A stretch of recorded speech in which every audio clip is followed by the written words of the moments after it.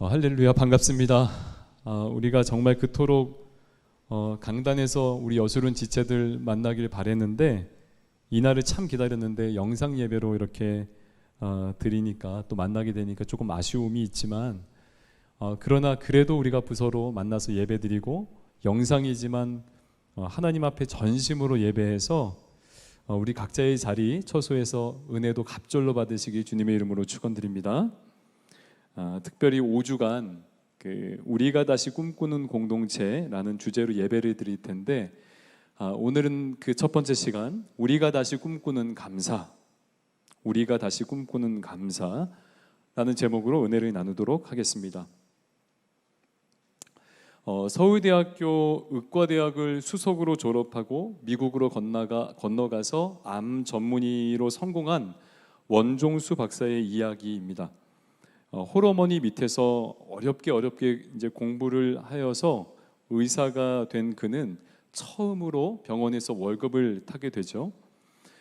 그리고 그동안 고생하신 어머니가 생각나서 달려가 그 월급을 이렇게 드렸더니 어머니가 이렇게 말하는 거예요. 종수야, 지금 이 월급이 첫 월급이구나. 그 처음 것은 누구 것이지? 그러니까 이제 그분이 네, 하나님 것이요, 이렇게 얘기했어요. 그래, 그럼 그 처음 탄 그 월급 그 하나님께 전부 드리자. 그래서 그 주에 실제 그 감사 헌금으로 월급을 다 드렸다고 합니다. 그런데 정말 놀랍게도 몇 주 후에 총장에게 연락이 왔어요. 전국 의사고시에서 우수한 성적으로 그 이제 시험을 잘 봐서 장학금이 나왔다는 소식이었습니다. 네, 히즈 노이즈가 좀 많이 뜨네요.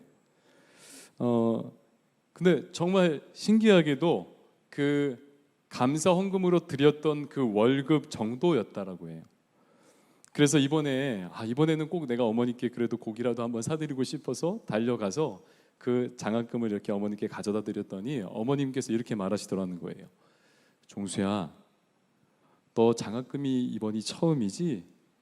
네, 처음이에요. 처음 것은 누구 것이지? 네, 하나님 것이죠. 그럼 이 돈 오래 갖고 있지 말고 당장에 내일 새벽에 드리자. 그래서 정말 그 다음 날 새벽에 감사헌금으로 냈다고 합니다. 참 귀한 어머니의 지도 아래 훌륭한 신앙인이 나오는 것 같습니다.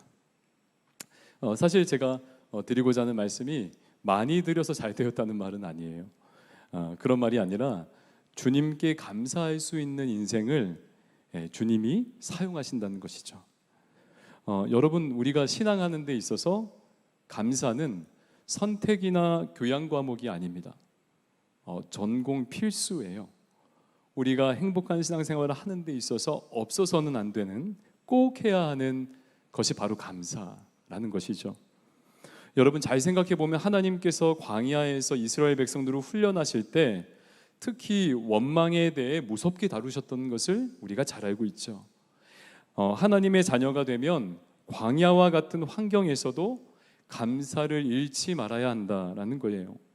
모든 일에 어떠한 상황 가운데서도 감사해야 한다는 뜻이죠.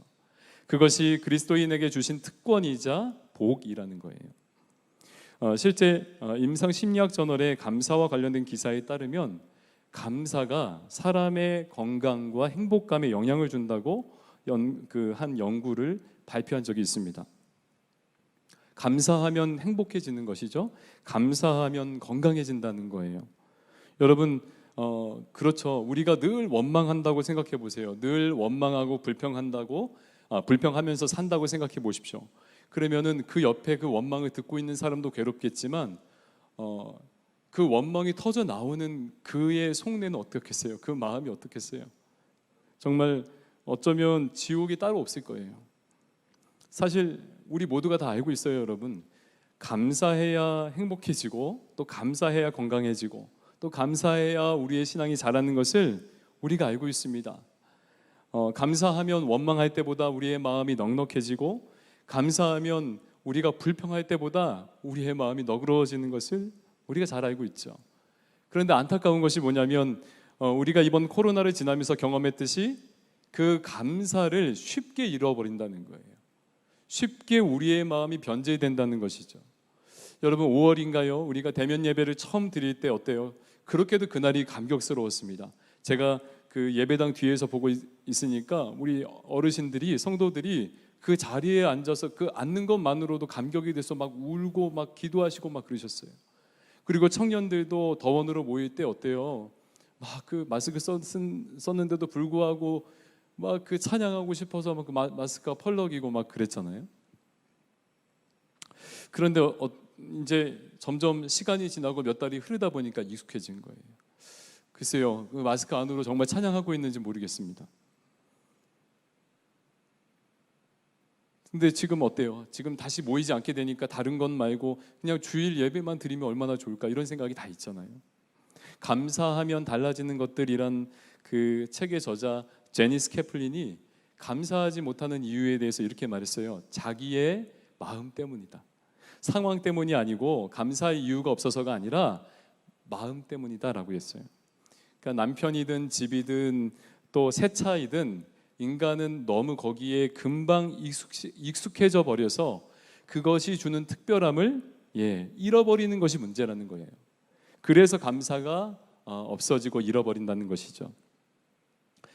여러분 맞습니다. 주어진 것에 우리가 익숙해지고 또 익숙해지다 보면 어때요? 당연해지죠. 당연해지면 어때요? 주어진 것에 만족하지 못하고 그때부터 없는 것에 집중하기 시작한다는 거예요. 불평과 원망은 바로 그때부터 시작이 되는 거예요. 있는 것에 감사하는 마음을 잃어버릴 때, 즉 내 마음과 내면이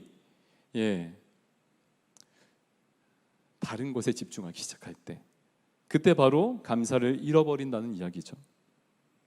그런데 여러분 오늘 성경에 잘 보면 이 감사에 대해 이 제니스 캐플린이 말한 내면의 문제를 뛰어넘어 우리에게 감사를 설명하고 있어요. 정말 놀랍습니다. 한번 말씀을 볼까요? 제가 한번 읽어드릴게요.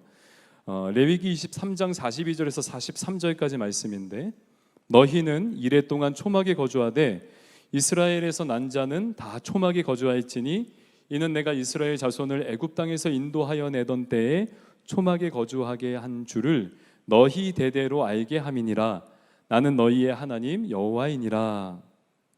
이렇게 말했습니다. 오늘 이 레위기 23장은 이스라엘 민족들이 지켜야 할 절기들을 나열하여 우리에게 알려주고 있습니다. 특히 우리가 읽은 이 구절은 초막절에 대한 내용이에요. 초막절. 여러분 하나님께서 우리에게 절기를 주시는 이유는 다른 것이 아니라 신앙의 중요한 원리와 가치를 잊지 말고 기억하라고 주시는 것이죠. 마치 부활절, 추수감사절도 다 마찬가지입니다. 그런데 오늘 우리가 읽은 이 초막절도 그러해요. 신자에게 감사를 잊지 말라고 주신 절기가 바로 초막절이에요. 초막절, 조금 생소하신가요?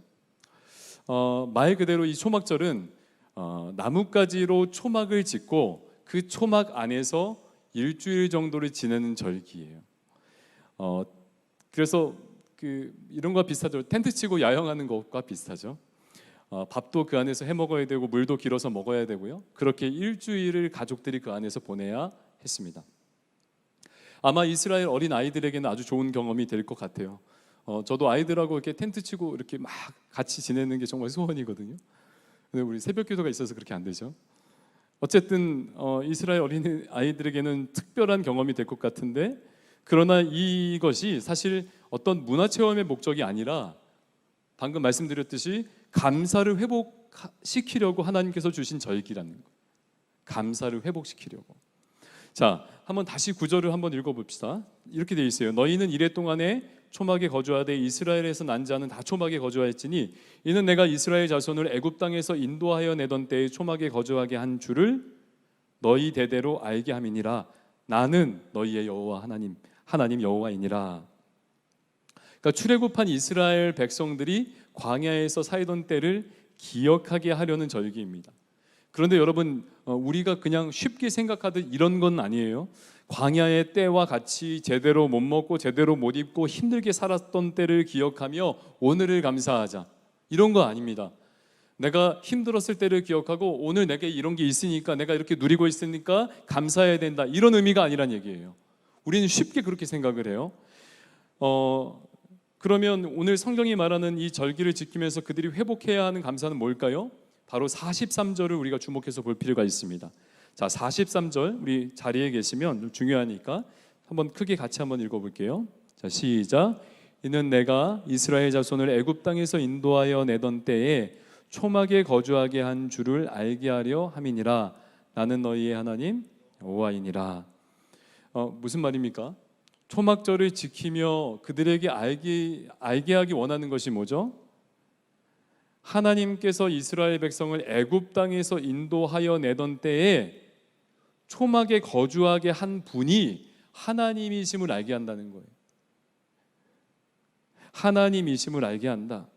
즉 광야라는 특별한 환경에 처한 그들이지만 광야를 허락하시고 그 광야를 지나게 하시며 그 지나는 동안 지켜주시는 그 분이 여호와 하나님이다라는 거예요. 그래서 여호와 하나님을 기억하라는 거예요. 이 절기를 세대와 세대를 지나서 이 절기를 지킬 때 이스라엘 자손들이 이 초막절을 통해서 그들이 기억해야 하는 것은 딱 한 가지예요. 그들의 가족들과 부대끼면서 그 불편함 속에 그 초막 속에 살면서 그들이 기억해야 하는 것은 바로 다른 것이 아니라 하나님이 어떠한 분이신가라는 거예요. 하나님이 광야에서도 자기 민족을 지키시고 보호하셨던 분이구나. 하나님께서 아무것도 없는 환경이지만 40년 동안 그들을 먹이고 채워주신 공급자가 되시는구나. 하나님께서요. 하나님은 광야 속에서도 그들을 훈련하시고 단련하시며 젖과 꿀이 흐르는 그 가나안까지 인도하셨구나. 그분이 누구냐면 바로 광야를 허락하신 그분 여호와 하나님을 기억하라는 것이죠.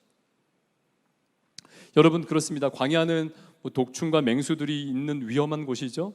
그러나 주님께서 그 위협으로부터 40년을 지켜주셨어요. 여러분, 40년을 지켜주셨다니까요. 여기 40년 더 된 분 없잖아요, 그죠?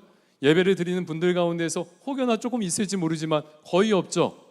40년 동안 광야를 지나는데 40년 동안 전혀 먹을 것이 나지 않는 그 사막에서 하나님께서 그들을 먹이셨어요, 매일마다. 출애굽한 이스라엘 남자들이 어때요? 장정들만 60만이니까 대략 그 노약자 아이들 다 합쳐서 200만이에요. 200만. 대충 추정해서 200만 명의 식량을 40년 동안 하나님께서 먹이셨다니까요. 에이, 맞나 그냥 이야기겠죠. 아니요, 기적이라니까요. 그 많은 사람들 40년 동안 하나님께서 매일매일 하루도 빠짐없이 그들을 먹이셨다는 거예요. 기적 중에 기적이죠. 우리의 필요를 채워주시는 공급자 하나님, 엄청난 분이십니다. 하나님께서 친히 먹이시고 보호해 주셨고, 얼마나 많은 그 독충이, 그 아주 위험한 동물들이 살았는지 모르지만 그 가운데서도 하나님께서 지켜주신 거예요. 그뿐 아니라 그들을 젖과 꿀이 흐르는 그 가나안 땅까지 인도하셨죠. 여러분, 그 하나님이 함께 하시는데 어찌 모든 것이 감사하지 않을 수 있을까요? 아무리 힘겨운 광야가 내 앞에 펼쳐져 있을지라도 우리를 망하게 하는 것이 아니죠. 하나님께서 주님이 인도하실 테니까요, 절대 망하지 않습니다. 그 모든 것은, 신자에게 허락된 그 모든 것은 하나님이 허락하셨다는 것이죠. 그래서 여러분, 우리가 어떤 환경 속에 있어도 감사할 수 있는 이유는 하나님 때문이에요. 마음가짐이 아니라. 여러분, 근데 왜 이스라엘 백성들이 감사하지 못했습니까? 매일의 기적을 맛보았지만 그것이 매일매일 되다 보니까 익숙해지는 거예요. 익숙해지다 보니까 당연해졌죠. 만나의 기적이요. 그들의 의복이, 여러분 지금 의복이 진짜 한 3년, 많이 입어야 5년 입으면 헤어지잖아요. 아닌가요? 막 이게 엉덩이도 막 뜯어지고 그러잖아요. 40년을 하나님께서 의복이 헤어지지 않게, 해지지 않게 하셨다는 거예요. 자기의 안전이 보장되고 날마다 먹을 것이 있고 날마다 내가 기댈 곳이 있으니까 익숙해져 버리니까 당연해지는 거예요. 당연해진다. 여러분, 우리가 그렇죠. 예배를 섬기니까, 예배에 내가 이렇게 헌신하니까 그 자체가 얼마나 감사한지 우리가 잊고 있다가 이번 시기에 어때요? 교육자를 포함한 우리 모두가 다 느끼고 있잖아요. 하나님의 영광스러운 말씀 앞에 대면하는 이 시간이 얼마나 복된 시간인가.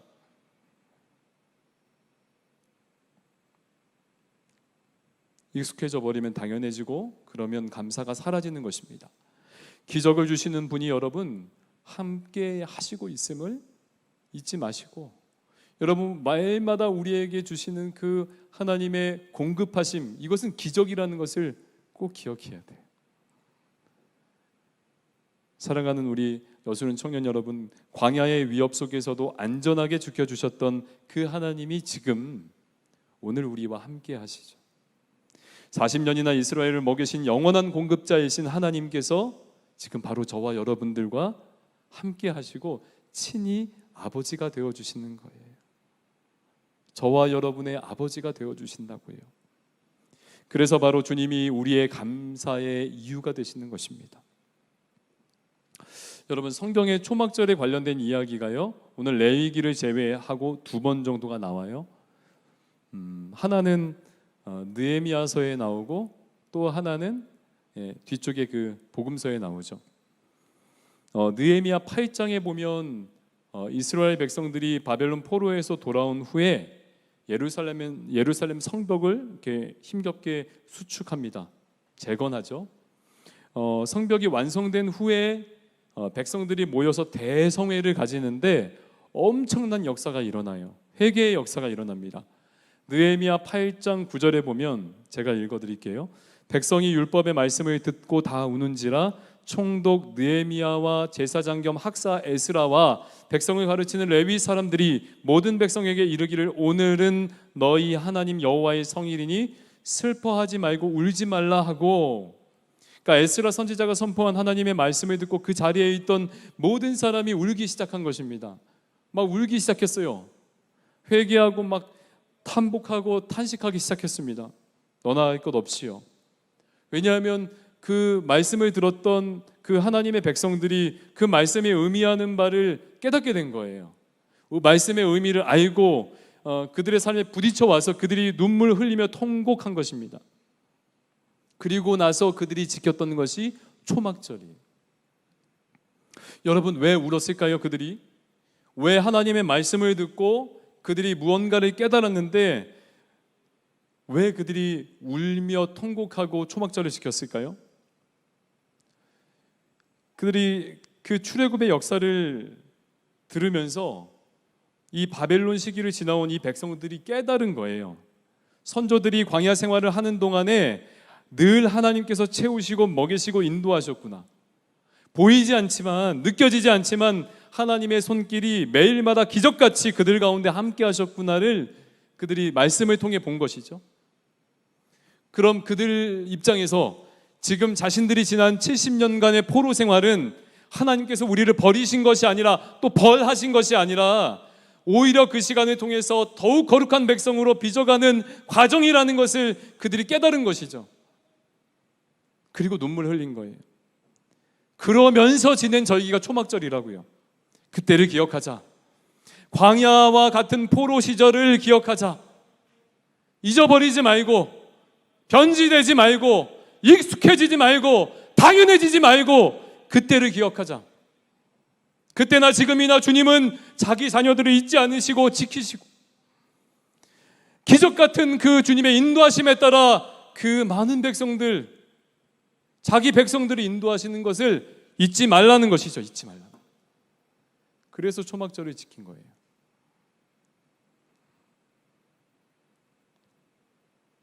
여러분, 주님은 자기의 자녀들을 주목하십니다. 광야와 같은 이 시간들을 통해서 어때요? 주님의 그 돌보심, 채우심,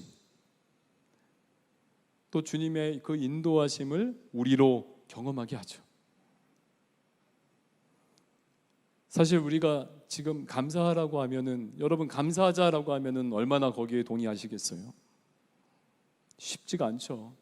생업이 위협을 받고 관계가 끊어지고 모이지 못하고 말씀은 희미해져 가고 나의 예배 태도는 무너져 있고 어찌 감사하겠습니까? 그러나 여러분, 주님은 우리를 주목하신다는 거예요. 광야와 같은 이 시간들을 통해서 주님은 우리를 먹이시고 입히시며 가장 선한 길로 인도하고 계시다는 거예요. 이 아버지가 있는 인생, 아버지가 계신 인생, 이 인생이야말로 감사가 넘치는 인생이겠죠. 여러분, 혹여나 감사할 수 있는 제목이 지금 내게 많이 없다고 할지라도 감사를 우리가 이렇게 연습하는 그것이 아니라 감사해야 되는 이유는 딱 한 가지 이유는 바로 영원한 하나님 나라 때문이죠. 반대로 생각하면 여러분들에게 감사할 수 있는 이유가 넘쳐나요. 엄청난 부와 명예와 또 아주 행복한 그 인생과 내가 누리고 싶은 것들이 다 누린다 그래도 마지막 때에 영원한 지옥 불못으로 떨어지면 그 어찌 감사가 나옵니까?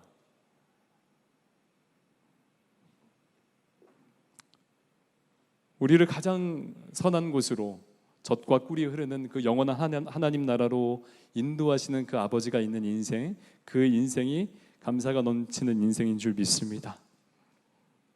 우리가 잠시 광야를 걷는 것 같아도 괜찮습니다. 때로는 풍요를 누리지 못하고 빈곤 가운데 허덕이는 것 같아도 여러분 괜찮아요. 모진 세상은 늘 우리를 배척하는 것 같고 또 그 세상 속에서 내가 지금 어디로 가야 할지 몰라도, 그래서 사막 한가운데 내가 초막 속에 있는 것 같아도 괜찮습니다. 왜냐하면 광야를 지나서 40년 동안 자기 백성을 친히 먹이시고 그 의복이 헤어지지 않고 발이 부르트지 않도록 하신 그 아버지가 우리의, 저와 여러분들의 아버지이시기 때문에, 그 아버지는 우리 아까 찬양한 것처럼 주의 말씀은 영원해, 그 아버지는 영원하시기 때문에, 영원토록 동일하시기 때문에 감사할 수 있는 것입니다. 감사는 환경의 문제가 아니고 감사는 신앙의 문제입니다. 내가 누구와 함께 하는가의 문제이죠. 초막 속에 살아도 가장 풍요로운 분이 함께 한다면 여러분, 그 인생은 감사가 넘치는 인생이죠. 위험한 광야 속에 있어도 가장 안전한 피난처가 되시는 하나님과 함께 한다면 여러분, 감사가 배가 되는 것입니다. 체코 출신의 프랑스 작가 밀란 쿤데라가 참을 수 없는 존재의 가벼움이라는 책에서 이렇게 말했습니다. 인생을 한 번 사는 우리는 현재의 삶과 과거의 삶을 비교할 수 없고 현재의 삶과 비교해 미래의 삶을 완벽하게 만들 수도 없는 존재이다. 마치 리허설을 하지 않고 무대에 오른 배우처럼 인간은 자신의 삶에 발생하는 일을 통제할 수 없다는 것을 이 작가가 말하고 있어요. 그만큼 연약한 존재라는 것이죠. 그러면서 이 작가는 인간이 통제할 수 있는 것은 한 가지, 마음뿐이라고 했어요. 그래서 모든 것에 감사를 해야 된다, 이런 논리죠. 그런데 저는 여러분, 사람이 사실 자기 마음도 통제하지 못한다고 생각합니다. 그만큼 우리는 연약한 존재이죠. 통제할 수 없어요. 그러나 우리의 인생뿐만 아니라 모든 것을 통제하시고 다스리시는 그분이 우리 마음에 계시면 이야기는 달라질 거예요. 여러분, 우리가 늘 감사할 수 있는 이유는 상황 때문이 아니라 우리 마음가짐 때문도 아니라 바로 주님 때문인 줄 믿으시길 축복합니다.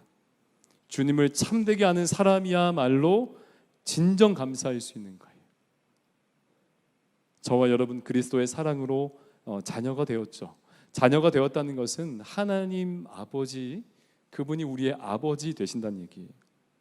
그래서 이제 그 아버지 되신 주님이 우리 가운데 내주하시며 우리의 삶을 친히 그가 다스리시는 것이죠. 이제 우리는 완전히 의존적인 존재로 살 수 있는 그 복된 길을 우리 하나님께서 여신 거예요. 그런데 정말 중요한 것은 우리를 주도하고 우리를 완전히 통제하며 우리를 다스리는 그분이 어떤 분이시라고요? 어떤 광야에서도 항상 먹이시고 입히시며 지켜주시는 분이라는 거예요. 그 모든 걸음을 합력하여 선을 이루시게 하는, 가장 비옥한 그 젖과 꿀이 흐르는 그 땅으로 인도하는, 그 하나님 나라에 합당한 자로 빚어가는 선하신 분이시라는 것이죠. 그래서 감사할 수 있습니다. 아마 요셉도 인생의 그 광야 속에서 하나님의 손길에 빚어지면서 자신에게 주신 그 꿈을 이뤄가시는 그 하나님 때문에 감사할 수 있었을 거예요. 여러분, 최고의 예배는 감사예요. 우리에게 허락하신 그 모든 환경 속에서 그 환경을 주신 허락하신 분이 하나님이심을 인정하고 그 주님을 기다리고 그 주님을 의지하는 것, 그것이 최고의 예배인 줄 믿습니다. 그것이야말로 여러분, 이 비대면사에 주님께서 원하시는 예배가 아닐까 저는 생각을 해요. 실제 우리가 예배드리는 것이 쉽지 않은 시대에 살고 있습니다. 기독교 신앙으로 구별되게 살아가는 것이 여러분, 저도 그렇고 여러분도 그렇고 녹록지 않은 시대이죠. 그런데 이런 상황과 환경에 집중하지 말고 할 수 없는 것에 집중하지 말고 할 수 있는 것에 감사하는 저와 여러분 됐으면 좋겠습니다. 첨단 IT로 비대면이지만 처소에서 예배드린다는 것을 감사하고, 깜짝 놀랐어요. 여기 바로 유튜브로 실시간 되는 거. 우리 어저께 밤까지 우리 찬양팀 또 방송팀 너무 수고 많이 하셨어요. 이거 하려고요. 근데 어떻게 잘 이렇게 은혜 가운데 송출되고 함께 할 수 있어서 너무 좋아요. 근데 참 감사한 일이죠, 이것도. 그러니까 우리가 감사를 찾아보면 너무나 감사의 제목들이 많다는 거예요. 그래서 그런 의미로 여러분, 나눠드린 그 노트 이거 있나요? 그 우리가 꿈꾸는 우리가 다시 꿈꾸는 공동체, 그 예쁘게 만든 노트 있죠. 네, 여기 사람이 없어가지고 그 노트에다가 여러분, 제가 한번 적용하는 차원에서 매일마다 감사 제목 3가지씩 한번 써보세요. 그리고 사랑톡방에 이제 사랑톡방이 계속 이렇게 같이 얘기도 하고 그래야 좀 유지도 되고 동력도 잃지 않으니까 사랑톡방에 매일마다 감사 제목 하나씩만 올려보세요. 하나님, 제가 오늘 반주할 수 있어서 너무 감사했어요. 오늘 제가 찬양 인도하는데 목소리가 한번 삑살이 나서 너무 감사했어요. 이렇게 한 번씩 올리면 너무 좋잖아요. 저만 좋은 건 아니죠. 그렇게 해서 여러분 한번 같이 감사 제목 나누는 것도 좋은 적용이 될 것 같습니다. 요즘 전화 통화를 계속 하고 있는데요. 가슴 아픈 소식들이 이렇게 들려와요. 이제 방역 조치가 강화되면서 또 경제가 어려워지고, 그래서 우리 청년들의 생업에 위협이 있습니다. 눈에 보이는 심각한 문제들도 많은데 더 심각한 것은 제가 몇 분하고 통화하는 그 분들 모두가 다 좀 문제를 동일하게 호소했거든요. 눈에 보이는 문제보다 눈에 보이지 않는 것이 되게 크다는 거예요. 바로 우리의 마음이요. 외출이 제한되고 관계가 단절되면서 그 마음에도 병이 찾아오고 또 자꾸 전염이 되고 있어요. 우울증이나 여러 가지 그런 우리 가운데 연약함들이 지금 확산 추세에 있습니다. 그런데 여러분, 이 우울증의 가장 특효약은 감사일 거예요. 할 수 없고 안 되는 것에 눈을 떼고 내가 할 수 있고 허락해 주신 것에 감사하는 그러한 우리의 그 신앙적인 또 우리의 그 마음의 그 연습이야말로 아마 우울증을 극복할 수 있는 좋은 길이 될 것입니다. 그렇게 여러분 한 주간 있는 자리에서 소망의 이유가 되시는 주님을 바라보고 승리하시기 바라고, 그리고 우리를 가장 선한 곳으로 합력하여 인도하시는 그 하나님의 손길, 그 하나님을 기억하는, 광야 속에서도 항상 선하게 인도하신 그 여호와 하나님, 기적의 하나님, 공급자 하나님을 기억하는 한 주 되시길 주님의 이름으로 축원드립니다. 아멘.